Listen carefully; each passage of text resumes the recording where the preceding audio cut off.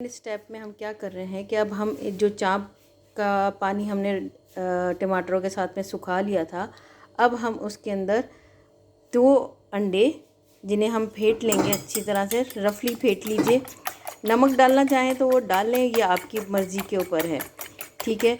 और तलने के लिए तेल और चाट मसाला, बस। अब हम इसको तलना शुरू करते हैं। अब हमने ये अपने अंडे को अच्छे से फेंट लिया है। अब इसके बाद चाँपे लेंगे और चाँपे लेके इसके अंदर अच्छे से डिप करेंगे। अब एक तवा ले लें, पैन ले लें, जो भी आपके घर में मैसर हो। उसके अंदर हमने अब ये तेल डाला। ये इतना ज़्यादा बहुत ज़्यादा तेल लेने की ज़रूरत नहीं है, ये हो जाती हैं इस तरह से भी, ठीक है। अब हम ये जैसे जैसे ये होती जाएंगी, इसको इसके साथ में लपेटते जाइए। ये देखिए बोटियाँ जो हैं वो बिल्कुल गल चुकी हैं और कुछ इसके अंदर जाके भी होके गल के ये जो है वो अच्छे से सॉफ्ट सा जूसी सा बन जाएगा। आंटी अब आप करेंगी तो, क्योंकि ये फिर मैं पकड़ी हुई हूँ ना, तो हो नहीं रहा है मुझसे, ठीक है ना।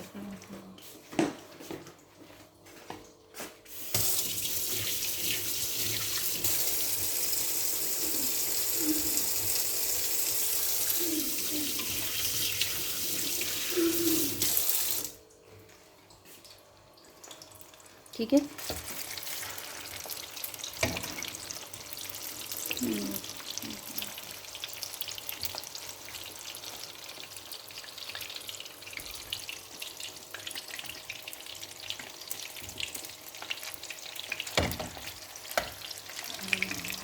जल गई।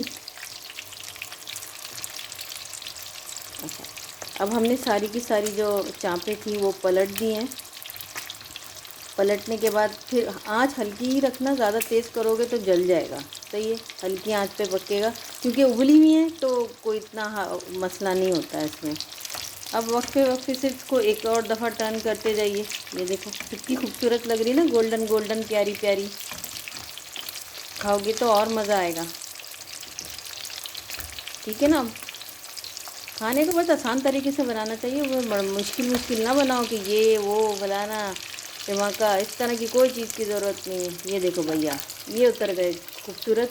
अब इसके अंदर मेन इंग्रेडिएंट ये चाट मसाला हमने इस पर थोड़ा छिड़का, पलट के, और ये भाई पलट के, बहुत मज़े का लगेगा। ये देखिए, अब मर्ज़ी